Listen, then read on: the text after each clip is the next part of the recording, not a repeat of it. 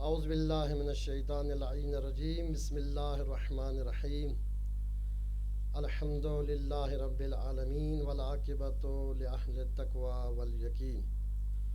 اما بعد فقد قال اللہ تبارک و تعالی فی محکم کتاب المتین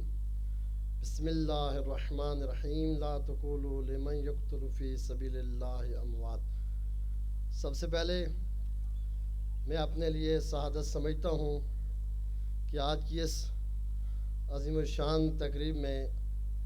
آپ کی زیارت کا شرف حاصل ہوا، جس میں ہم شہداء کی یاد منا رہے ہیں۔ مقام معظم رہبری فرماتے ہیں کہ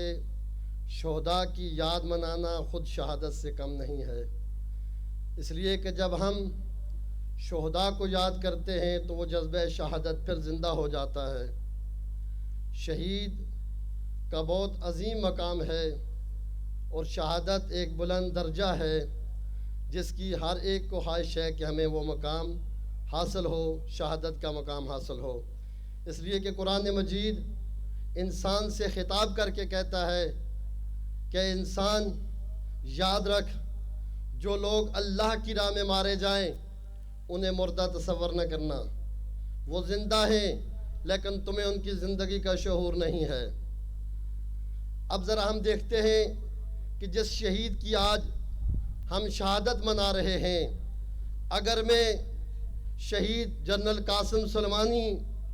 کو ایک جملے میں ان کی زندگی کی تفسیر کروں تو میرے خیال میں مبالغہ نہیں ہوگا کہ شہید نے اپنی زندگی کو اس طرح پیش کیا ہے جس طرح کربلا میں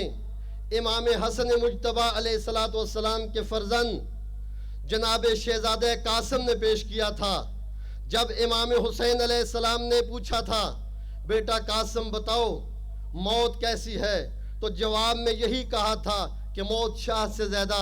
جو شرین ہے، اور ایک عظیم جملہ فرمایا تھا، کہا چچا جان فرق نہیں پڑتا ہے، ہم اس منزل پہ پہنچ چکے ہیں، اس مقام پہ پہنچ چکے ہیں، ہم موت پہ جا پڑے یا موت ہم پہ آ پڑے۔ تو شہید قاسم سلیمانی واقعی کردار میں اس منزل پہ کھڑے تھے کہ ان کے لیے فرق نہیں پڑتا تھا کہ وہ موت پہ جا پڑے یا موت ان پہ آ پڑے۔ یہ دشمن تھا ان کا جو نہیں سمجھ سکا، جس نے یہ سمجھ لیا کہ اگر ہم نے شہید قاسم سلیمانی کو شہید کر دیا تو یہ مقصد رک جائے گا۔ اسے پتہ نہیں تھا یہ وہ مکتب ہے